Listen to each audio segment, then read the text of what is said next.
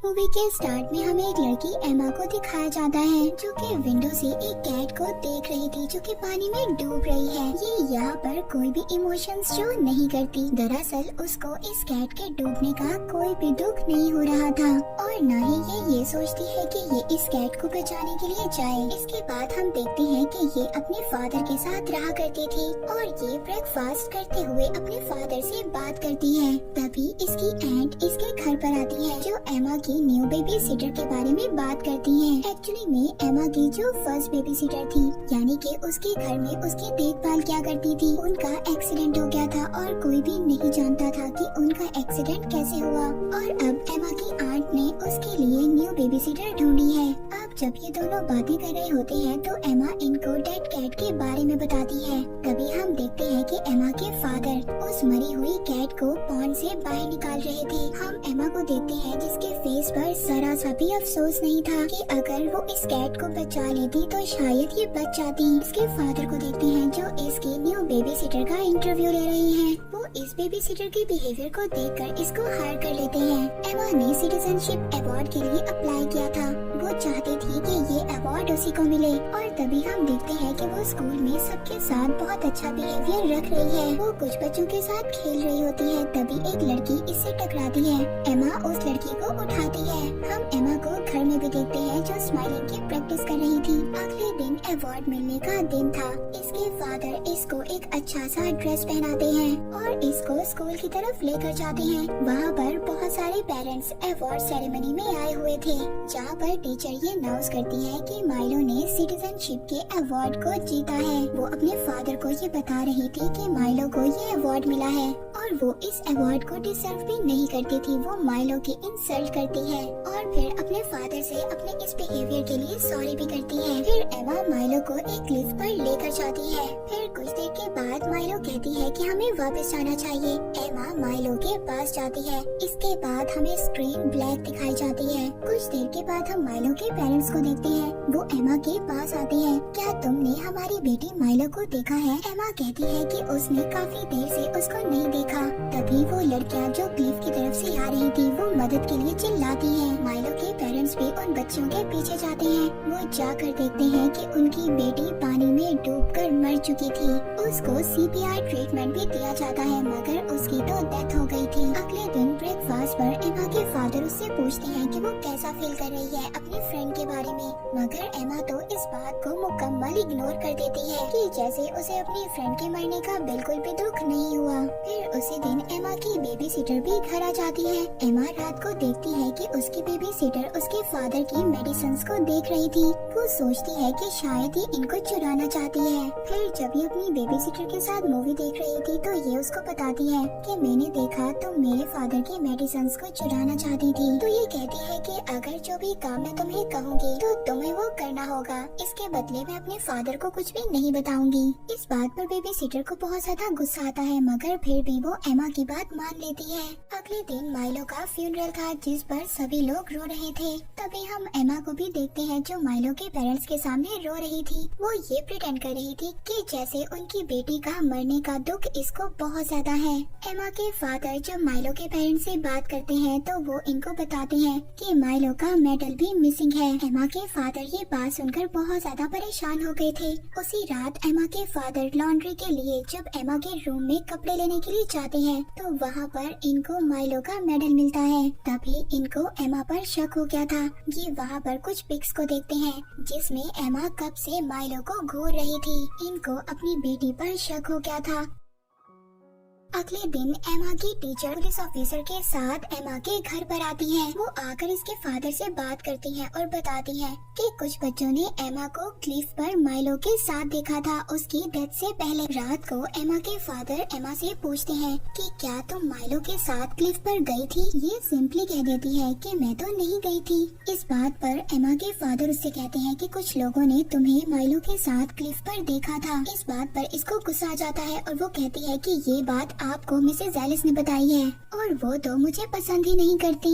Next day हम उसी baby sitter को देखते हैं जो एमा के फादर की वर्किंग प्लेस पर जाती है और वहाँ पर सिगरेट पीने की परमिशन मांगती है, जिस पर एमा के फादर उससे कहते हैं कि वो यहाँ पर स्मोकिंग नहीं कर सकती क्योंकि यहाँ पर बहुत सारे केमिकल लिक्विड्स हैं। बाद में यही बेबी सिटर जब एमा के साथ बाहर जाती है ताकि ये दोनों खेल सकें, तभी ये देखते हैं कि घर के बाहर मिसेस एलिस की कार है। बेबी सिटर एमा को बताती है कि इसके खिलाफ एक केस रखा गया है। ये कहा जा रहा है कि जब माइलो की डेथ हुई थी तो क्लिफ पर तुम भी उसके साथ थी। फिर बेबी सिटर एमा को घर के अंदर लेकर जाती है और इसको डराने की कोशिश करती है और बताती है कि अगर तुमने ही ऐसा किया है तो तुम्हें इलेक्ट्रिक चेयर पर बिठाया जाएगा। इस बात पर एमा बहुत ज्यादा डर जाती है, मगर फिर भी वो एडमिट नहीं करती कि उसने कुछ किया है। अगले दिन हम बेबी सिटर को देखते हैं जो पूरे घर में एमा को ढूंढ रही थी। तभी हमें रूफ पर एक वेस्ट को दिखाया जाता है। एमा की टीचर जो कि ड्राइव कर अपने घर जा रही थी, तभी एक वेस्ट इनको डिस्ट्रैक्ट करता है और फिर हम उनकी कार की बैक सीट पर एक वेस्ट नेस्ट देखते हैं जो कि एमा ने ही उनकी कार में रखा था। उसने ये प्लान किया था कि किसी तरह इसकी टीचर की भी डेथ हो जाए एक्सीडेंट से। एमा की बेबी सिटर भी वो मेडल देख लेती है जो कि माइलो का मेडल था और अब वो इस मेडल को ले जाकर एमा के फादर के रूम में लैंप पर लटका देती है ताकि वो पकड़ी जाए। एमा जब अपने फादर के रूम में आती है तो वो फौरन से उस मेडल को अपने पीछे छुपा लेती है। एमा के फादर इस बात को नोटिस कर लेते हैं और फिर वो एमा को बहुत ही प्यार से अपने पास बिठाते हैं और कहते हैं कि बेटा ये मेडल तुम्हारे पास कहाँ से आया। एमा खुद से ये स्टोरी बना देती है कि माइलो ने खुद इसको ये मेडल दिया था।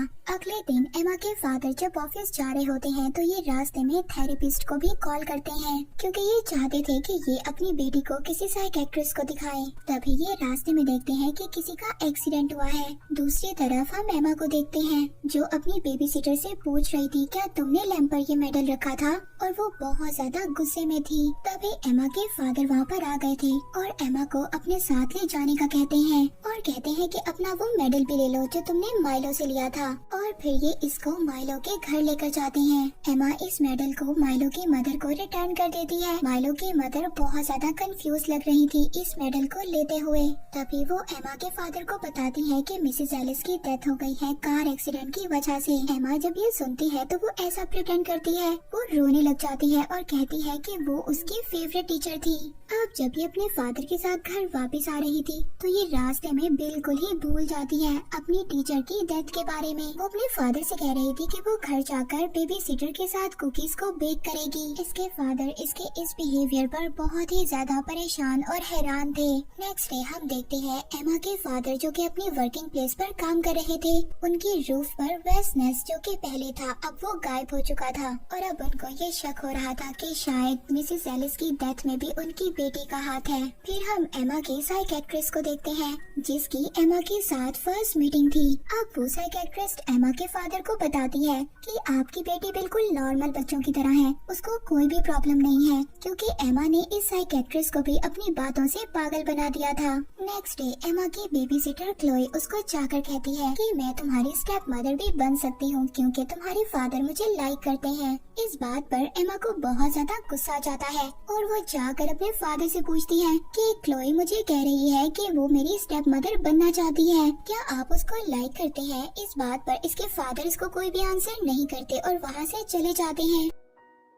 तभी हम रात को देखते हैं क्लोई जब टीवी देख रही थी तो उसको आउट हाउस से शोर सुनाई देता है। वो एमा को ढूंढने के लिए घर से बाहर जाती है और बाहर जाकर एक शैडो देखती है। ये फौरन से आउट हाउस में चली जाती है। तभी वहाँ पर आउट हाउस की कोई डोर बंद कर देता है। ये आउट हाउस में फंस चुकी थी और तभी हम देखते हैं कि आउट हाउस में आग लग जाती है। क्लोई जो कि विंडो से देखती है बाहर एमा खड़ी थी और एमा ने ही इस आउट हाउस में आग लगाई थी क्लोई को मारने के लिए। हम क्लोई को देखते हैं जो आग में जलकर वहीं पर मर जाती है। जब ये बात एमा के फादर को पता चलती है तो वो जल्दी से फायर फाइटर को बुलाते हैं। वो आकर जल्दी से आग बुझाते हैं मगर उस वक्त तक क्लोई की डेथ हो गई थी। इसके बाद रात को एमा के फादर उसके रूम में आते हैं और उससे आकर पूछते हैं क्या तुम्ही ने माइलो को हर्ट किया था? वो कहते हैं कि बेटा मैं तुम्हें बचाने के लिए सब कुछ करूँगा मगर तुम्हें मुझे सच सच बताना होगा। इस बात पर एमा अपने फादर को बताती है कि हाँ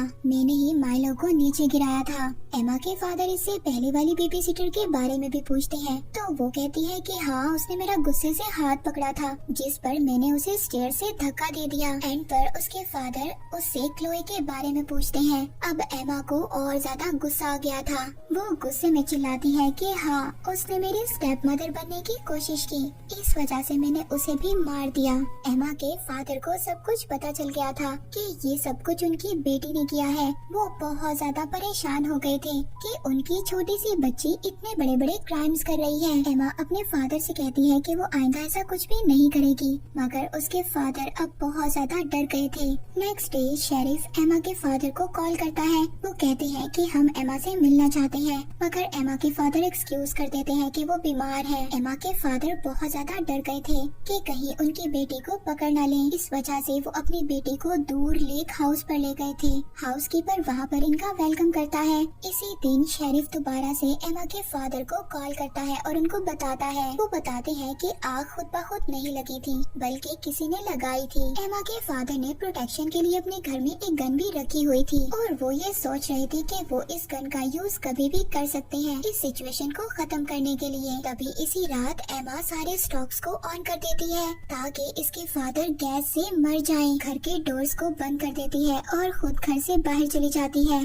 तभी एमा के फादर की आँख खुल जाती है। वो जब गैस को सेंस करते हैं, वो फौरन से विंडोज और दरवाजे खोल देते हैं। जब वो अपनी बेटी को बाहर देखते हैं तो वो समझ गए थे कि उनकी बेटी ने ही उन्हें मारने की कोशिश की है। वो अपनी बेटी के पास जाते हैं और उससे पूछते हैं कि तुमने ऐसा क्यों किया। वो गुस्से से कहती है कि अगर आप मर भी जाएं तो मेरी आंट बहुत अच्छी है, मैं उनके साथ रह लूंगी। इसके फादर इसको बहुत ही आराम से घर में वापस ले आते हैं और फिर रात को इसको हॉट चॉकलेट में ड्रग्स डालकर दे देते हैं। नेक्स्ट सीन में देखते हैं कि एमा अपने फादर के सामने खड़ी है जिसके हाथों में गन है। वो अपने हाथों से अपने फादर को शूट करती है, मगर ये बुलेट इसके फादर को नहीं लगती, तो वो बुलेट जाकर पेलों में लग जाती है। तभी इसके फादर जाग जाते हैं और कहते हैं कि तुम अब तक कैसे जाग रही हो। तो एमा कहती है कि आपने मेरी हॉट चॉकलेट में ड्रग्स मिला दी थी, जिससे कि मैंने अपनी हॉट चॉकलेट को आपसे रिप्लेस कर दिया। एमा अपने फादर को शूट करना चाहती थी, मगर तभी इसके फादर इससे गन छीन लेते हैं। एमा जल्दी से 911 पर कॉल करती है और बाथरूम में जाकर छुप जाती है। ये कॉल कर बताती है कि इसके फादर इसको मारना चाहते हैं। इनका गार्ड भी गन की आवाज सुनकर वहाँ पर आ गया था। ये आकर देखता है कि एमा बाथरूम में छुपी हुई है और इसके फादर इसको गन पॉइंट पर लेकर खड़े हैं। गार्ड एमा को बचाना चाहता था, मगर तभी एमा के फादर अपनी बेटी को शूट करने की बजाय खुद को ही शूट कर लेते हैं। एमा देखती है कि उसके फादर ने उसी के सामने खुद को शूट कर लिया था। मूवी के लास्ट सीन में हम एमा की आंट को देखते हैं जो कि उसको लेने के लिए आई हैं। वो उसको हक करती हैं और कहती हैं कि तुम्हारे फादर तो एक सिक इंसान थे जो सबको ये कह रहे थे कि तुमने ही सबको मारा है। ऐसा कैसे हो सकता है? इसका मतलब ये था कि एमा की आंट उस पर बहुत ज्यादा बिलीव करती थी। और इसी के साथ ही मूवी यहीं पर एंड हो जाती है।